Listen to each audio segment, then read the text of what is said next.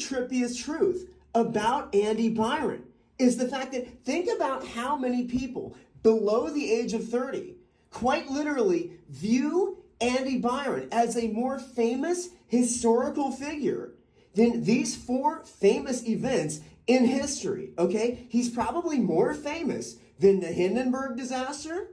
He's probably more famous than the "this is not a drill" guy back from 2018. I mean, think about it. There's been 7 years between the "this is not a drill" incident that people my age remember in Hawaii. And yet, if you were 10 years old, you might have not remembered that event quite as well as me. Or people across the world, that's probably faded into the mist quite a bit, right?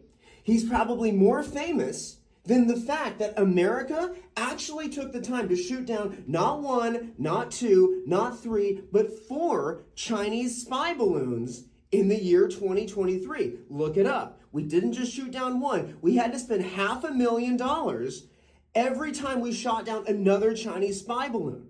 And it's funny how, like, the vast majority of people only think we shot down one. No, we had to spend over $2 million shooting down 4 Chinese spy balloons. Look it up. Look it up, okay? And he's probably also way more famous than the fact that Imperial Japan successfully attacked the west coast of America with their own high-altitude balloons. Like, they literally strapped bombs to balloons and successfully killed 6 people in Oregon during World War II. Now, how many of you were aware of that astonishing truth? I was never taught that in high school. I learned that just a few months ago. And I'm like, dude, it's crazy how this guy is literally more famous than these 4 events that you'd think would be way, way, way more famous than a guy having an affair at a Coldplay concert, right? Which is what makes the concept of a musical about Andy Byron way, way, way more legit, way, way, way more historically significant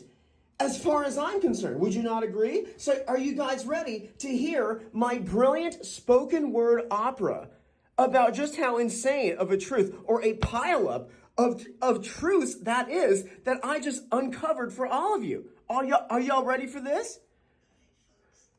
Are y'all ready? Are you ready? Ma'am. Yes, you. Right there in the second row. Would you do me a favor and come join me up here? Don't worry. This isn't about exposing your internet search history. Come on up. Now, I want you to really think, really feel this. Take every embarrassing thing you've ever done in your life. Every spectacular, gut-twisting moment that makes you stare at the ceiling at 3 a.m. and whisper, "Why did I say that?" Remember that one time you waved back at someone who wasn't waving at you? That time you called your boss mom?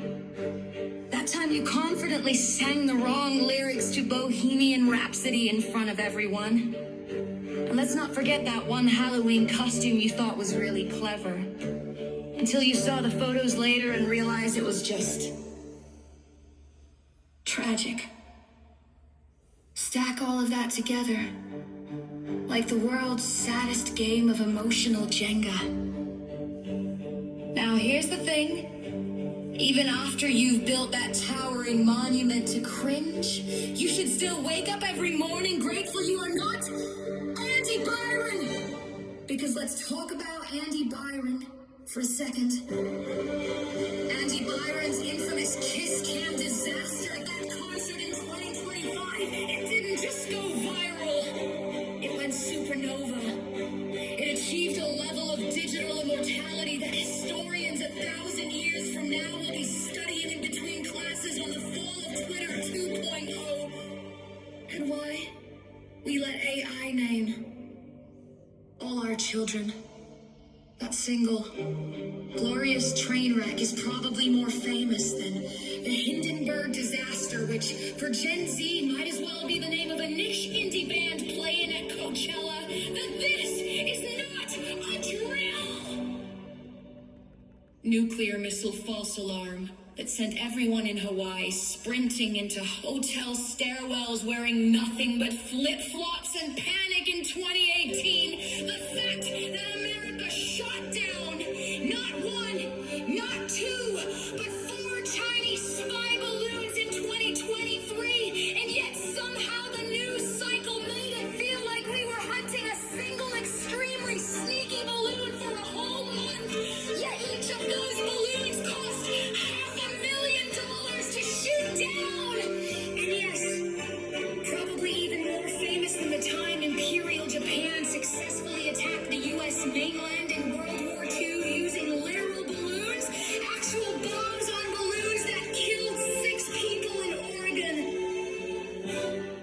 up. By the way, if you didn't know that last one, congratulations. You just got tonight's fun fact to ruin a dinner party with. But Andy Byron, his face, frozen in absolute horror on that Jumbotron, became a meme so unstoppable it crossed language barriers. The Pope has probably seen it. Astronauts on the ISS definitely saw it. Your grandkids' hologram friends will be quoting it in 2085. So, next time you're cringing at that voicemail you left in 2009, or that Facebook post where you spell definitely as defiantly, just breathe.